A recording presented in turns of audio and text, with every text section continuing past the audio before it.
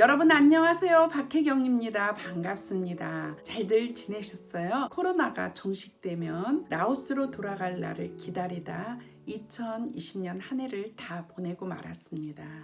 새해가 되자 더 이상 이렇게 기다리고만 있을 수 없다는 생각으로 1월 말경 전라남도 한평군 월야라는 곳으로 이사하게 되었습니다. 봄이 되면 텃밭이라도 가꿔볼 큰 꿈을 안고 조심스럽게 귀촌했습니다. 이곳의 삶이 라오스의 비엔티안보다 좀 쉬운 듯 어려운 듯 해서 배우면서 잘 정착하려고 합니다.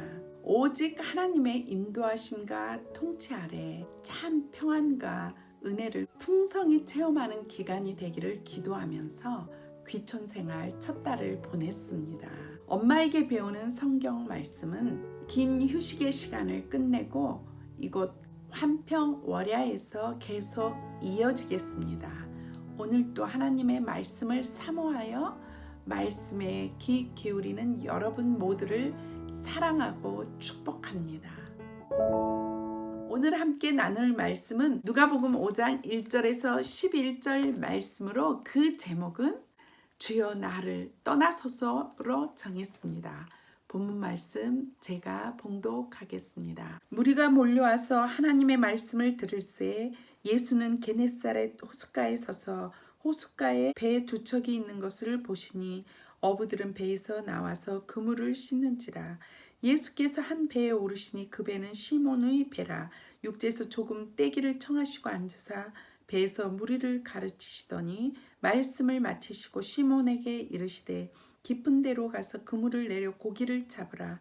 시몬이 대답하여 이르되 선생님 우리들이 밤이 새도록 수고하였으되 잡은 것이 없지만은 말씀에 의지하여 내가 그물을 내리리이다 하고 그렇게 하니 고기를 잡은 것이 심이 많아 그물이 찢어지는지라.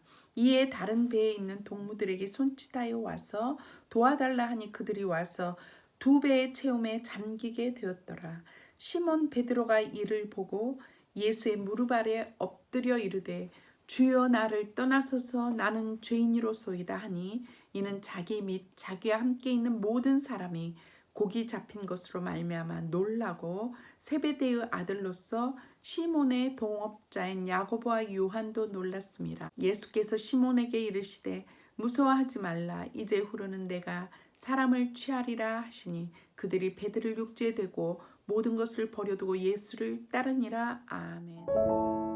지난 시간 함께 묵상한 말씀은 어느 안식일 예수님의 하루 일어난 일들을 자세히 기록한 누가복음 4장 31절에서 44절 말씀으로 예수님께서 가버나움 회당에서 말씀을 전하실 때 해방하는 귀신을 꾸짖어 내쫓으시고 베드로의 장모 열병도 꾸짖어 치유하신 말씀이었습니다. 이 말씀은 하나님의 아들인 예수 그리스도께서 인류 구원 사역을 어떻게 이루어 가시는가를 보여줌과 동시에 호시탐탐 예수님의 이 사역을 방해하는 사탄의 역사도 함께 보여주려 한다는 것을 알게 되었습니다. 또한 예수님의 사역의 주 무대인 회당에서 거룩한 모습으로 제사하던 사람들 중에 귀신이 들려 예수님의 사역을 방해하는 것을 보고 매주일 우리의 예배도 점검하고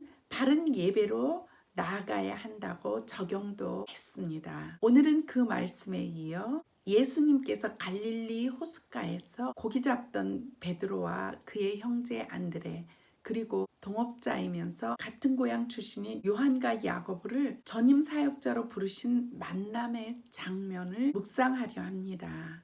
게네사렛 호숫가 또는 갈릴리 호숫가에서 무리들에게 말씀을 전하시던 예수님께서 배 두 척을 발견하시고 한 배에 오르셨는데 바로 시몬 베드로의 배였습니다. 배에 오르신 예수님께서 배를 육지에서 조금 멀리 떨어지게 하시고 계속 말씀을 가르치셨습니다. 말씀을 마치시고 시몬에게 더 깊은 곳으로 가 그물을 던지라고 말씀하셨습니다. 이 말을 들은 베드로가 밤이 새도록 고기를 잡지 못했지만 말씀대로 그물을 던지겠습니다 하고 예수님의 말씀을 따랐습니다. 그러자 그물이 찢어지도록 많은 고기가 잡혀 다른 배의 친구들을 불러 도움을 받고 그물을 올리니 고기가 2배에 가득하게 되었습니다.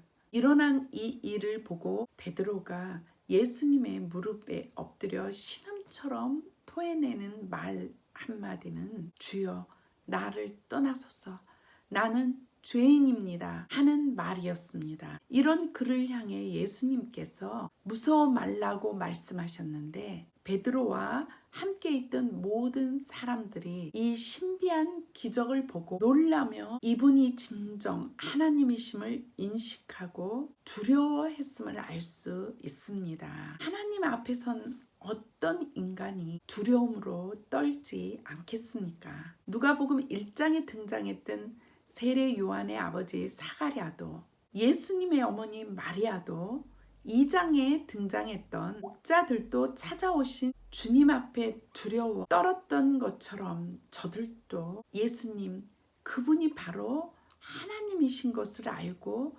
두려워 떨었던 것입니다.